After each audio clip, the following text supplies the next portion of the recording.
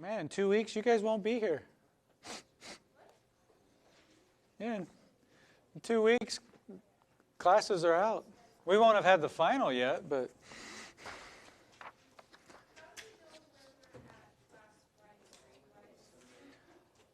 two easiest are on the syllabus. It shows how I weight the grades, and you have all your scores, or you can shoot me an email.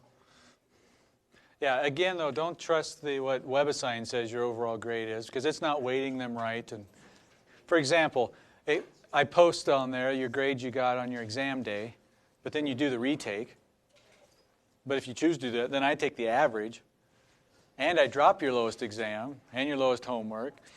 The clickers aren't even there, so it doesn't have a way for me to have all those if-then statements, so I keep my own spreadsheet. But I'm happy to.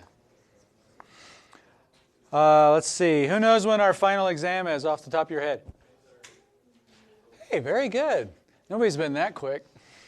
May 3rd. I didn't choose it. Can't change it. But yeah, Tuesday, May 3rd. You do have more time. It'll be 2 hours, 10:30 to 12:30. And so the times are a little different. It is right here, though. But if you just show up at normal class time, though, you might be in for a shocker. But what's that?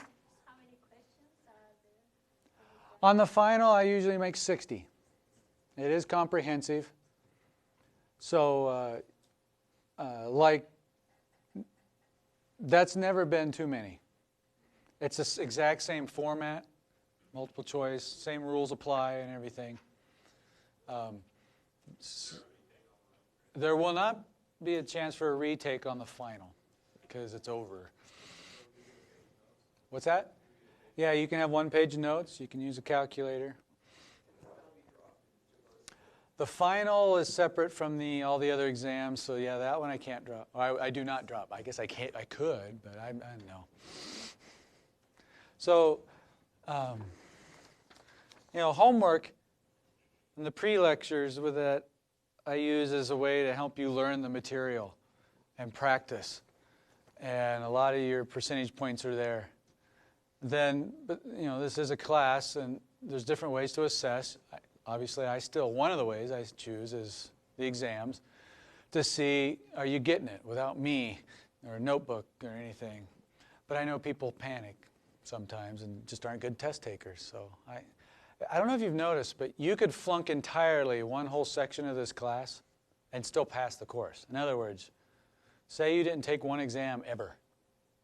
You get zeros on every single exam. You could still pass the class, not with an A. Or if you decided to never do any of the homework, you could still pass the test, the class. I never liked those courses where, there's 2 tests total, or it's all on one assignment, or the final was 50% of your grade. This one's not set up that way. But the final does help me know who's really getting all this.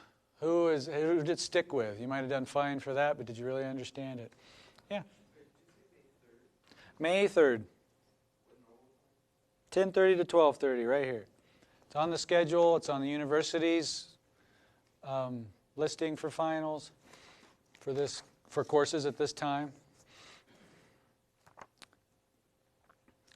Next Wednesday, a week from now, we'll review this last unit stuff. And I'll finish anything up I didn't cover well enough. And the exam will be not this Friday, but the following Friday on waves. And that'll leave us the last day of classes to review any and everything. Obviously, you won't have time to do every little bitty thingy, but so start thinking of your questions now. Go back and look at that stuff. Remember, the answer keys to all the homework are available after they were due. And not only tells you the correct answers, but almost on every question, there's an explanation from me about why. So that's all right. To understand what's going on. So if you don't know why it's the correct answer, or even if you think you do, that's helpful for a lot of people. Okay. Clickers. I got some questions in to see how we're doing then with this wave stuff up to now.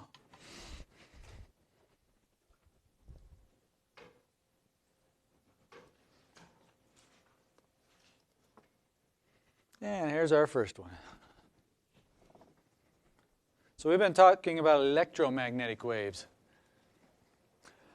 So on that list, which of those is not an electromagnetic wave?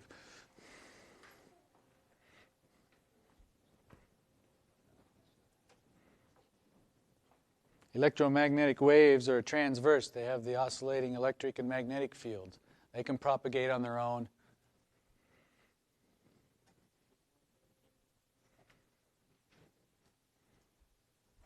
We have a whole spectrum of it. We only see the visible part.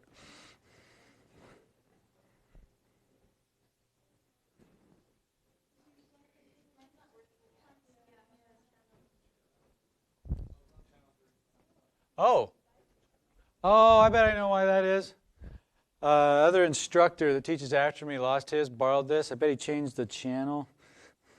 Instead of you guys all changing. Don't worry. I'll just start it over. We'll make life easier. You just take a breather while I wait on technology here. Interesting. So the 13 of you that answered, was yours happen to be on 35, or you just picked up on that and were quick?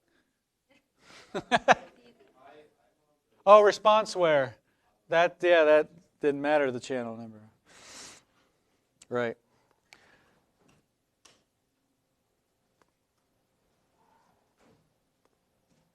Is it 41 we were normally on? Thank you.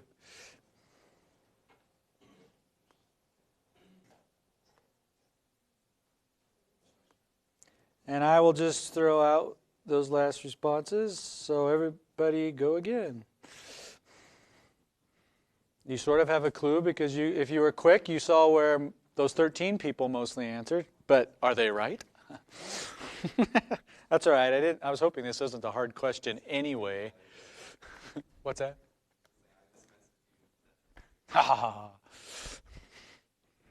See, you were really quick. You noticed it was a different channel. It was going to be an issue, so you did the wrong answer on purpose just to throw everybody off. 10, 9, 8, 7, 6, 5, 4, 3, 2, 1. Meh. Click. There. Sound, correct. Yeah, distinction between radio waves, which are an electromagnetic wave. That's how the signal to your radio station gets to you. But sound is actually the wave that travels through the medium, air, so we can hear it, or solids, gas, whatever.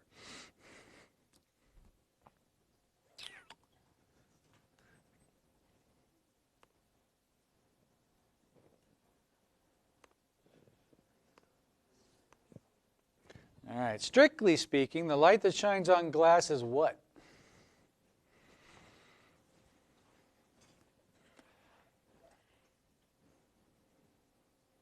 We start talking about light, electromagnetic waves in general. Absorbing, reflecting, transmitting, transparent, opaque. But what's actually going on?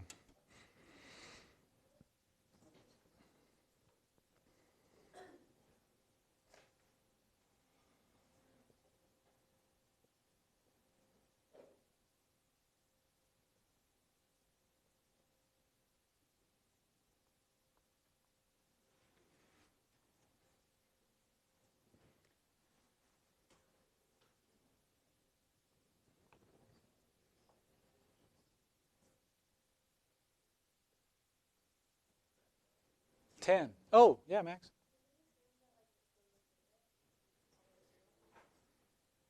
Yeah, this is typical glass. So, yeah, it didn't specify. You can think of my glasses if you prefer. This isn't, we're not trying to trick you with some special glass or stained glass windows. But even then, some light goes through. So. Yeah, just think of normal glass.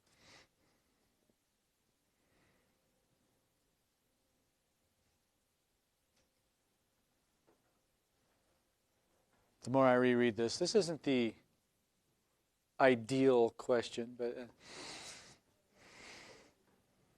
we'll see what you're thinking anyway. 10, 9, 8, 7, 6, 5, 4, 3, 2, 1.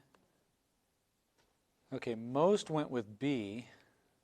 Some others went the other. That was the answer we were getting on to emphasize the point that, yeah, those photons of light, those wave packets of energy, they get absorbed by the electrons or the molecules, depending on the resonant frequency. Make them vibrate, give them energy, then they re-emit technically a different photon with the same frequency. So yeah, the light that comes in on one side of the glass is not the exact same light that comes out. It looks identical, it acts the same, it has the same frequency, it would look the same color, but it's not the same. Now, for a teaching moment, A, let's look at A. The very same light that travels through and exits the other side. Well, that would be wrong, because we just said it wasn't. C, absorbed and transformed into internal energy. Some of it can do that. That object we would say is opaque or transparent.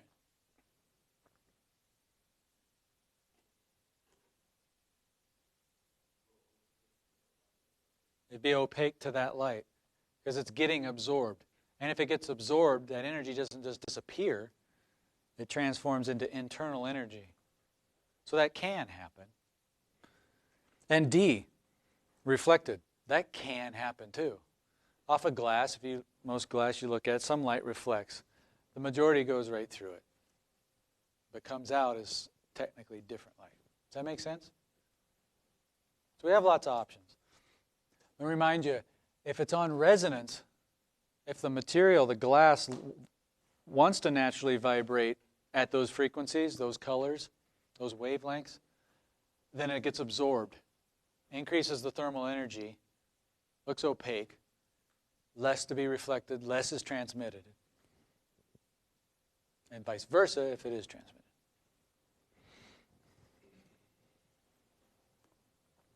How about this one?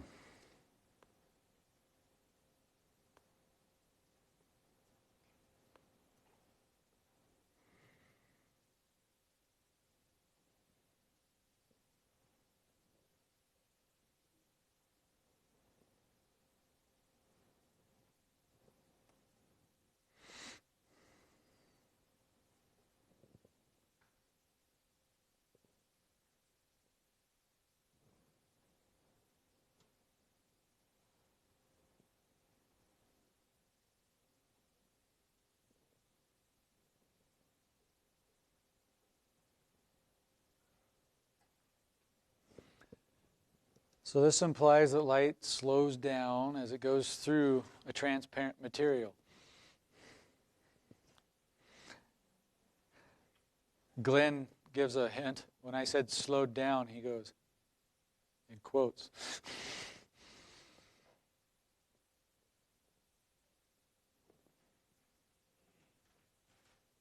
One of these is the reason why.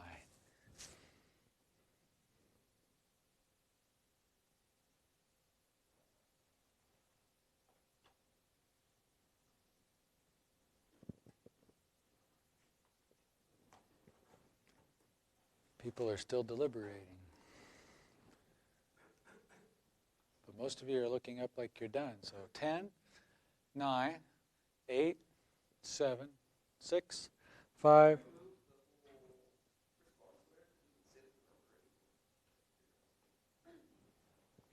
It did disappear. Wow. All kinds of fun's happening today. Connection error. Well, fine. Let's redo it. The following sessions disconnected. I didn't do it. Reclaim. Well, that'd be good. You don't have to change the number. What was I on? 22. Holler if it's working.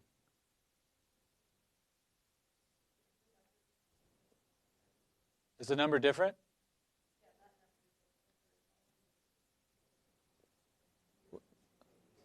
Is the response where? The session ID different than you had before? Okay, yeah, it looked like it was different. And those of you, it's working? We have all the responses now? Okay. 3, 2, 1, 0. Sorry about that. Most of you are thinking A, and that is correct. Click there. It takes time for it to get absorbed by those electrons or molecules and be re-emitted. So that delays it. So it takes longer to get through because of that.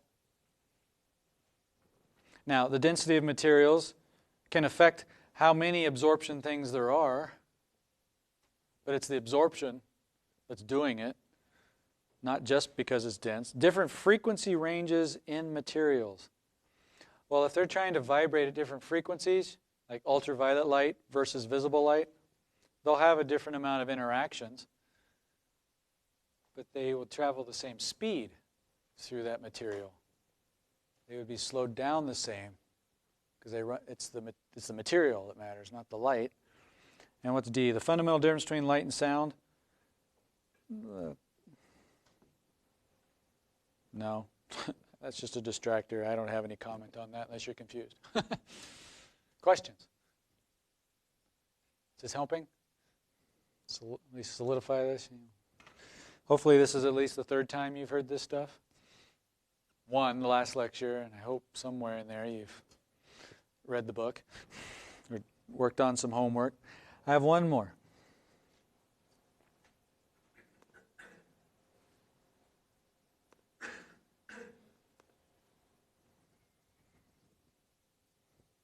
Oh, yeah. Silly me. Forgot this was the specific question that I picked this morning. And so if you've been paying attention already today, this one should be easy.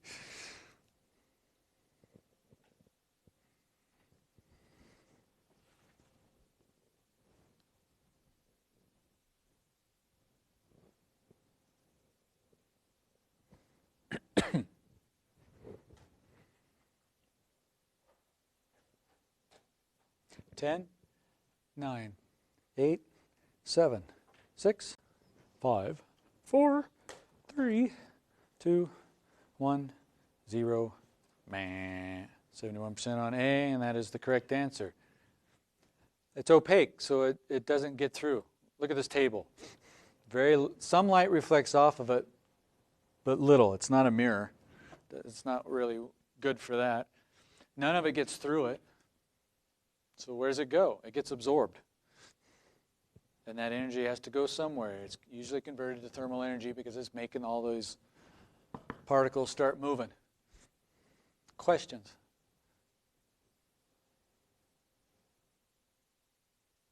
Okay. You can put your clickers away.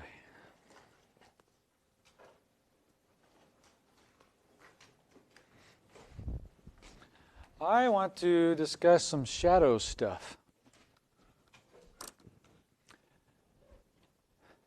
This should make sense to most of you. So I got a light source. Put something in front of it that's opaque. So my hand is absorbing light, the visible white light. Thus, it's reflecting too, because you can see some of it. You can see my hand. If it didn't reflect, it would look black. Well, this is black, so no light is hitting there. It's just keeping light from reflecting off the white screen. So there's a shadow. Well, there's some terms your book uses. This is the umbra, the dark part of the shadow, umbra. Well, you can change the shadow by, if I get closer to the source, here I'll get down lower so my head's not in your way. It's kind of fun. The light goes around the edges of my hand, and in this dark spot is still the umbra, but you see it kind of gets gray and fuzzy on the edges. That's like a partial shadow. It's like some of the light is reaching that point from one part of the light source, but light from a different part of the light source is getting blocked by my finger. And so it's partially lit. That's called the penumbra. Penumbra. So the gray fringy parts, partial shadows, are penumbras.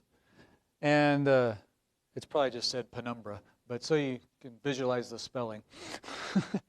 This is the umbra, and this is the penumbra. And if you're closer to the source, the angles are more distinct, the difference in them. And so you see that better. But if you get closer to the screen, you hardly see any penumbra. That's because the angle from everywhere on there is a lot smaller. The angle that's subtended is smaller from all the different spots, as opposed to when you're really close, it's just, whoa. Does that make sense? So that's fun. If you look at shadows of like airplanes, sometimes it's fun. So there's the penumbra is clear on the edge. So if the plane is flying really high, sometimes you can see a shadow on the ground and you can see that fringe. But if it's low flying, it's a sharper image. With that, we should understand. Oh, let's go. Where's the light? Eclipses work that way. They're fun. Restart later. All right, is it up there? Good. So here's the sun rays coming from the left. Here's the moon, and it casts a shadow on the earth. You can see the umbra, the dark spot, and the penumbra, the partial shadow. So this, if you were standing right here on Earth, this is what you'd see. Because all the light, the sun rays can get to you. None of them are being blocked. But if you were to go into the penumbra, if you lived right there, see how you'd see it partially blocked? It's a partial eclipse. When the moon gets between the sun and us. It's just blocking some of the sun's rays. But you don't get a total eclipse if you're right there. Maybe you're on this side. Maybe you're a little closer. What if you're right there? Boom. The whole thing's blocked. You're in the deep umbra of the shadow, and that would be a total eclipse for you if you lived right there. But if you're anywhere else, over here in the United States in this case, you wouldn't even see the eclipse, the lunar eclipse in this case. But that's because of the shadows. Here's a way to visualize. You can see that the sun's rays are on the right now. So we were just messing with the earth there, looking at things. See, the earth casts a shadow too. If you go around, now the moon's shadow doesn't even fall on the earth. And right there, if we're on the earth, right here, and we look over at the moon, we see a half moon because it's half lit up. The phases of the moon is because it goes around. It's just shadow play. If it's over here, we see maybe 3/4 of it lit up. It's getting more and more full. And boom, right there in that case, it's completely in the Earth's shadow. What do we call this?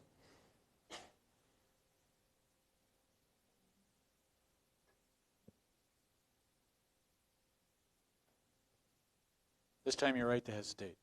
I don't know. If you're on the moon, it'd be a solar eclipse because the Earth just got in the way. And it keeps going. Now it's starting to get on the other side. It'd be a half moon now. The other half. Come around. And at some point, none of the sun rays would be reflecting onto the Earth. Like there, it should be a new moon because all the rays are over on this side. We wouldn't see the moon. It's called a new moon. Now, let me change the alignment and do it again. This doesn't happen every month because the moon, as it goes around the Earth like that, in the plane, that plane is not the exact same as the plane the sun rays are coming to Earth. So if we do that, you can see the plane the moon goes around is tilted slightly compared to the plane of the Earth. So when it's above, go back. Right there. Here, if the sun's over here on the right and they're casting a shadow, it doesn't fall on the Earth. We wouldn't get a lunar eclipse that month. But this tilt axis changes from month to month. And if the moon were right up here, then we would get a lunar eclipse. So it could happen once every month when it goes around. Well, one for a lunar and one for a solar, as we get on the other side. But only if those planes are lined up and the shadow actually falls on the Earth. that make sense? Yeah. Orange. Great question. Do you have any ideas? We might be able to answer that better at the end of this lecture, but I like doing it now when you're interested. So what's happening there is light from the sun reflecting off the moon to us, and it normally looks white. It still happens when it looks red. Maybe it'll make more sense if I go back to this one. And it's almost there. Well, come on. Give me total. Tiny little spot. There. So it looks like it would be black. There. Where you completely block out the sun. Well, let's put the moon on the other side, where the Earth was in the way. That was... Speed things up. Over here-ish. Well, now it's in the shadow. What though if some of the light rays can get around the Earth to come onto it? The penumbra. It looks like it's just drew the umbra. What happens is the light from the sun actually goes through the Earth's atmosphere. It glances here and here, and it changes mediums from empty space to the atmosphere. And the atmosphere has different temperature levels and densities. And so the light actually gets bent. It refracts through the atmosphere. And some of that can bend, change directions, and land on the face of the moon. And so it's not completely bright white, but kind of red. Why it's red will become apparent through this lecture. But some of the light is getting there. You can think of it at this point as the penumbra, due to refraction of the sun rays through the atmosphere. It's like everybody's sunsets all at once are landing on the moon's face when you got that full moon eclipse that looks blood red or orange. It's the different frequencies, different colors that bend different amounts. They also can scatter through particles through the sky different amounts because they're vibrating at different frequencies. And so you can separate colors that way. And that's where our discussion's leading now. But before I do, any other questions about shadows? Anybody do hand puppets when they were kids? I tried. I have a book. I'm not that good. But my best one is a bird.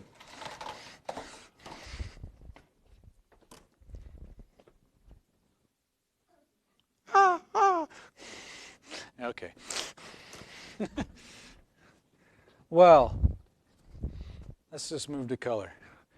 I have a light source here. Here's blue.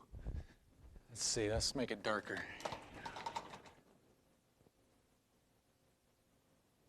How about, let's try this one. See if that's too dark.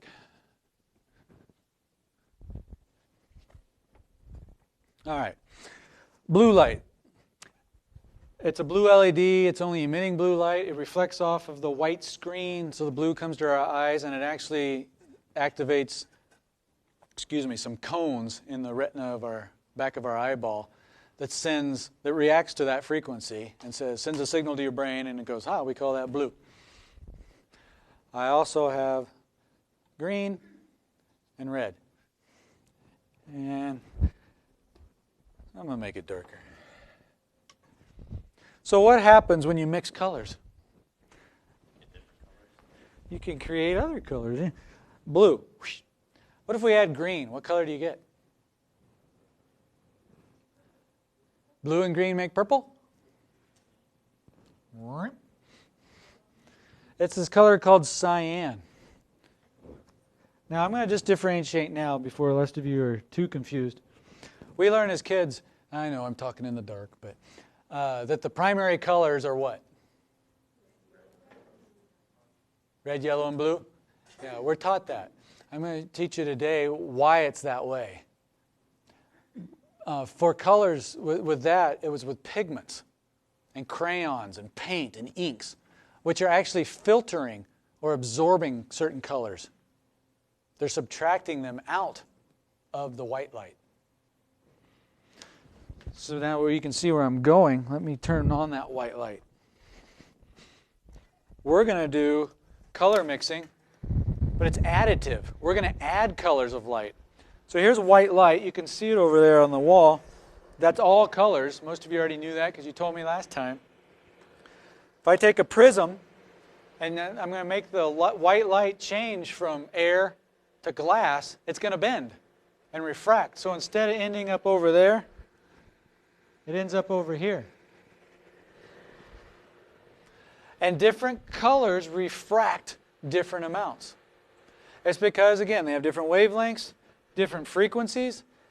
And so, in the glass itself, they get delayed different amounts. Which one do you think gets delayed the most? At this side, because it gets bent the most. Violet and blue refracts more than red because it has a shorter wavelength, a higher frequency. So we get a rainbow, and we can see all the colors. This is called dispersion, by the way, dispersion in white light. It's pretty too. So if I remove the prism, you can see it's directed that way. So I'm clearly redirecting it just by forcing it to go through and interact with these glass particles in the prism. And again, purple reacts a little differently than red. So we could say red goes a little faster in glass than purple does. It gets through more quickly. But all of them travel more slowly in glass than it does in air. So back to blue and green, make a color called cyan. So what's happening in our brain is you get the blue, right here is activating the blue cones and the separate green cones that are responsive in our brains. Our brains are responsive to red, green, and blue. Those are the types of cones where they peak. That's why those are the real primary colors for light, for adding colors of light. It's red, green, and blue. Yes, Glenn? How does that compare to precursors? Because I know, isn't cyan is one of the main... Yes, cyan is one of those. And there's cyan. So it's used for filtering, and I'm going to do that next. How they take away and subtract light. Right now we're going to add it together and understand that, and then do subtracting. So let's get rid of green. What if I add red to blue? I'm going to activate your blue cones and your red cones. They'll send two signals to your brain. And we call that color magenta. Magenta. But blue and red light are hitting there, reflecting off, activating your blue and your red in your brain, and we call that magenta. What's red and green? Yeah, that's the weird one, isn't it? The others sort of make sense to me, how they might blend. Red and green, and you get a yellow? I love that. That's just cool. But again, that's red and green light reflecting to your eyeball, activating the red and green cones, and we call it yellow. All three?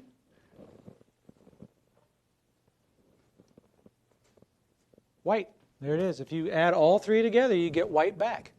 The prism separated them, so you could see that white light was made up of all colors. But if you can overlay, add together red, green, and blue, the primary colors of light, you get white. You can see magenta when those two cross, and yellow and magenta. But my all-time favorite demo, I have since, I'm all about demonstrations. It's my life. And I have a lot others that I think are cooler and zestier. But when I first saw this, I thought this was cooler than anything else the first time I saw it. And it's shadows. Oh, I just thought that was so cool. Here, let me do it with this. It's easier. Back this up. We can get a bigger white spot here. You get colored shadows. Now, those aren't in the penumbra. They're still the umbra, pretty much. You can see fuzziness on the edge of each one. This is way too bright. On the edge of each one.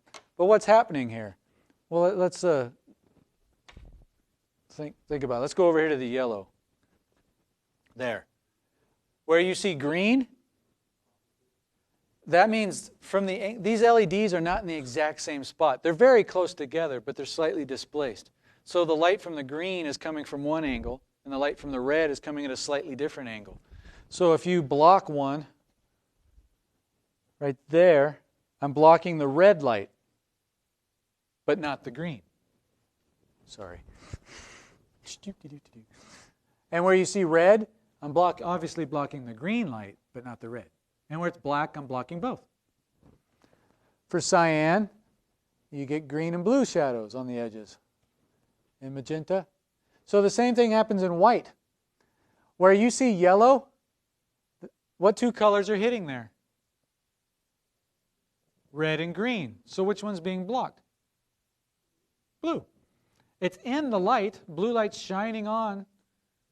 But at that spot, my little object is blocking the blue light. So only red and green hit there, and we see yellow. Likewise for the cyan part of the shadow. What two colors are cyan? Blue and green. So which one is it blocking? Red. You got it. Let's see. That looks fun too. It's just a hole.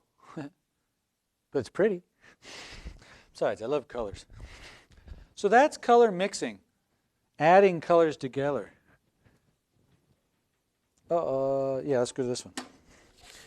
Okay, the primary colors for inks and pigments are magenta, yellow, and cyan. This is what is familiar to most because red, yellow, and blue. Technically, it's not red and blue, but you don't. Little Timmy, can you say magenta? I don't know. The pure, you can think of it as primary colors for pigments, for subtractive. I prefer to think of them as the secondary colors, but however you want to treat it, is really magenta, cyan, and yellow. Let's see how. All right, this has inks and dye on it, pigments. What color is resonating with that pigment?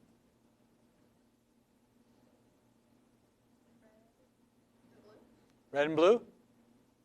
So what's green doing? Because this is white light. That has all of them.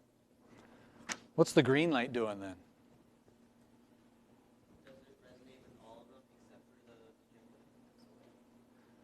It resonates with all of them except magenta? Excuse me. I love this stuff. Let's back up. Let's reason through it then. Let's go. We see magenta. So what two colors are you seeing? Red and blue light. So are they making it through the transparency, through the ink? Yeah. The white light is shining through magenta, this ink, and getting through. So red and blue light are making it through. It's transparent to them. They combine and we see magenta. So what must the green be doing? It's getting absorbed by this pigment. So this resonates at green because that's why it's being absorbed. Remember at resonance, it's the green light's making these oscillate more, and that energy is converted to thermal energy and getting absorbed. That's thus not making it through. So you can, if you like, think of magenta as not green. But that's what magenta is doing. It's filtering out the green. So which one is this filtering out? Good, red. Because blue and green are making it through. Blue and green combine to make cyan. So this resonates with red. It's like it's not red. See how it's subtracting light out? And of course, this one, blue. It's blocking blue. It gets absorbed. So if you take, now go back to primary. Yellow and blue make, well, let's see. Yellow and blue make green. This one's blocking which color? Very good. This is red and green, so it's blocking blue. What's one is this one blocking? Red. Yeah, cyan is blue and green, so it's blocking red. So this is blocking red. This one's blocking blue. Neither of them are blocking green. That's the only one that can get through both of them. It's the only color that's not absorbed by both of these filters, the pigment, the ink, the dye. So when you take a yellow crayon and a blue crayon and you get green, that's what's happening. They're just filtering out and subtracting colors of light, which is what we see. This is the pure primary. If you take an actual blue crayon, it won't be a pure green. It'll be greenish. Let's do another one. How about red and blue? You mix red and blue, you get? With pigments? Yeah, purple. That's what we learned. Well, the pures are magenta and cyan. So, well, there it is. And the true pure colors, it actually comes out as purple. Well, this one looks purple. These might not be true. I tried hard with my ink printer, but it's... So the idea here is this one blocks, blue and green get through, so it's blocking red. This one's red and blue, so it's blocking green. That blocks green, this blocks red, so yeah, we get blue. It's a little deeper blue to me, so maybe we're not blocking as much of one as the other, but you get the idea. So what if you block all three? Black. There you go. So when you scribble too much, put too much paint down, it just absorbs everything, and nothing gets through. They use that in printing to make pictures. Here's a picture. I guess focus would help now, wouldn't it? Okay, good. We got yellow, green, cyan, so they're all colors are getting through there. But watch this. What color did I just remove? Yeah, cyan. Not only the cyan parts of that picture. You can see where I'm headed with this. So here's the magenta, here's the yellow, here's the blue. That's why they use those, cyan, magenta, and yellow, CYM, to print, because they're subtracting colors. When you mix those together, let's see, we can do the blue and the red, or magenta. Cyan and magenta. Yeah, and you can get your blues. You do your blue, cyan and yellow, and you get your greens. And you do all three, and there you go. They often will add black to help with shading and definition. So if I add black, it just looks a little sharper. That's how you can print. So I have a ball in here somewhere. Yes, you in Rich's class already saw this, but I like it. What color is this ball? Did I do this one in here? Well, who cares? We'll do it again. It's kind of, yeah, purplish. It's got 3 LEDs in it. I bet you can guess what they are. Red, green, and blue. So they're flashing really fast. But if I spin it, that's right, I do remember doing this now. You get the red, green, and blue, because they were color mixing to make the white-ish. That means one of these is not quite pure or it's brighter than the others. That's how you can get different colors on this. You got red and green make yellow. Well, my favorite color. How do you get my favorite color? Does anybody realize what it is? Because I've worn that color shirt more than any other. Orange, yeah. I have lots of orange shirts. Well, what if you dim the green? It's just less intense green. It's orange mixing with red. Brown, let's dim the red also and the green. That doesn't show up as well here. But the idea of, that's white. If we just decrease each of them a little, you can get gray. They just get dimmer. So you can change the intensities, is my point here, and get different colors.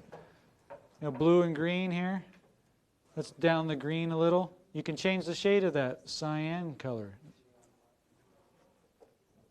And what's the other one? You can get more of a purple versus a pink. Or a really good pink. So that's color mixing.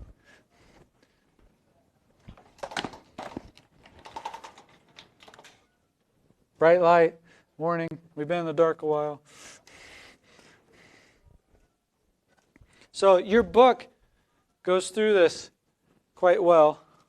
So you can, because if this might be new to many of you, you will need and want to know how this color mixing and the primary colors and how they add. Because now we start adding them, different phenomena in the world cause them to do different things. And some colors get scattered out or added in. And that determines what color we see. Let's see, we got 5 minutes.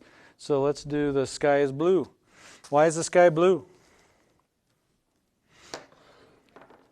It scatters some frequencies more than others. I bet you can guess which frequency is more likely to get scattered. The high frequencies or the low frequencies? The high. And what color is our visible spectrum the highest? Violet. So when the sun's light, if we were out in space, the sun would look white. Or at least a lot more white than we see. We see yellow. Why do we see yellow? Because a lot of the blue gets scattered out on its way coming through the atmosphere. The higher frequencies, the purples and the blues, get scattered. And they go in all directions. And so when we look up at the sky, it looks bluish. Is your question, why isn't it more purple then? It should be.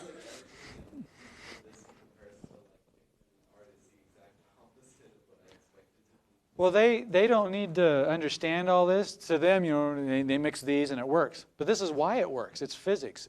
They're adding and subtracting colors. And physiologically, our eyes respond to red, green, and blue. And so how we mix those or subtract them determine every color. They're using pigments and inks to do so.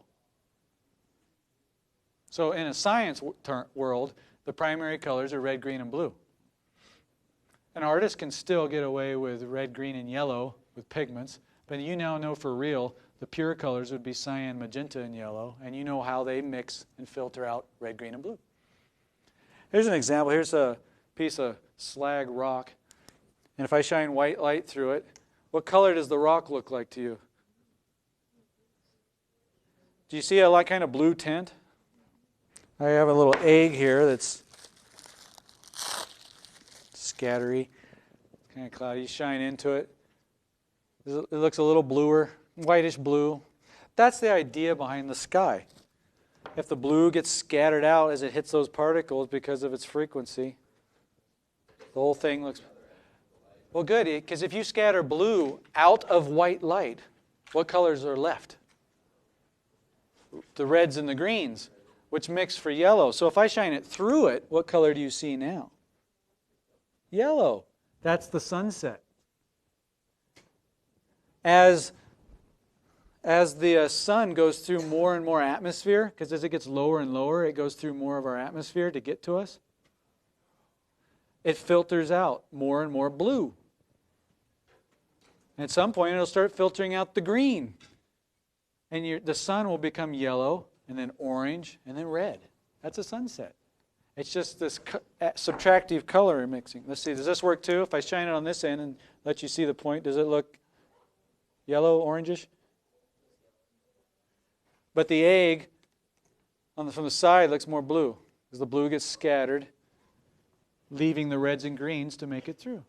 So back to the eclipse, during a lunar eclipse, that light that gets refracted through the atmosphere, since it's going through the atmosphere, the blues get scattered out more, and it can look like one big sunset is being projected onto the face of the moon, because that's all that makes it to it. Yeah? So on Mars, the sunset is blue. How could a sunset look blue? Well, that's right. Then blue is making it through, and the reds and the greens must be getting scattered there. They'd have to be subtracted out somehow through some method. The atmosphere is different.